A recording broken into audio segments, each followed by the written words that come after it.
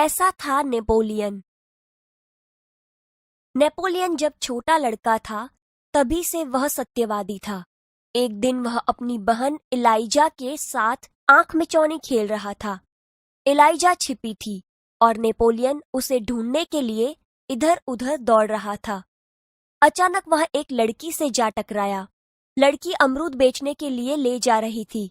Napoleon के टकराने से उसकी टोकरी नीचे गिर पड़ी। कीचड़ होने के कारण उसके सारे अमरूद खराब हो गए। वह रोती हुई कहने लगी, अब माँ को मैं क्या जवाब दूंगी?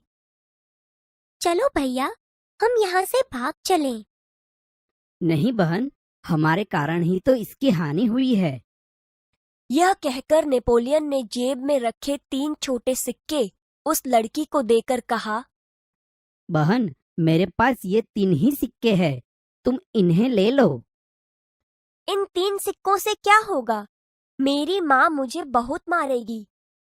अच्छा, तो तुम हमारे साथ घर चलो, हम तुम्हें अपनी माँ से और पैसे दिलवा देंगे। भैया, इसे घर ले चलोगे तो माँ नाराज होगी। नेपोलियन नहीं माना। वह उस लड़की को अपने साथ घर ले गया। माँ को घटना की जानकारी देकर वह बोला, माँ, आप मुझे जो जेब खर्च देती है उसमें से इस लड़की को पैसे दे दीजिए। ठीक है, मैं तुम्हारी सच्चाई से खुश हूँ, मगर याद रखना, अब तुम्हें 1 महीने तक जेब खर्च के लिए कुछ भी नहीं मिलेगा। ठीक है माँ। माँ ने उस लड़की को 2 बड़े सिक्के दिए। वह खुशी खुशी घर लौट गई। नेपोलियन को धक्का देने की सजा तो मिली, परंतु सत्य के पथ पर चलने के कारण उसे यह सजा भुगतने में अद्भुत आनंद आया। वास्तव में नेपोलियन सच्चाई के पथ पर चलने वाला इंसान था। बचपन से ही उसे खुद पर दृढ़ विश्वास था और दृढ़ इच्छा शक्ति भी।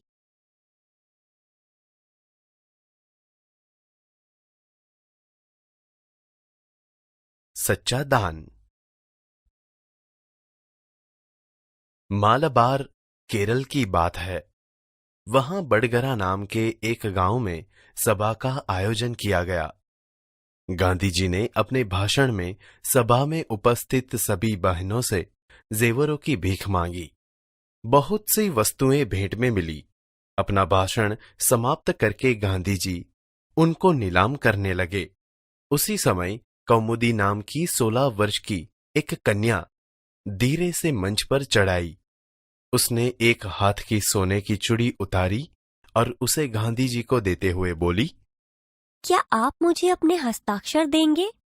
गांधी जी हस्ताक्षर कर ही रहे थे कि उसने दूसरे हाथ की चूड़ी भी उतार दी।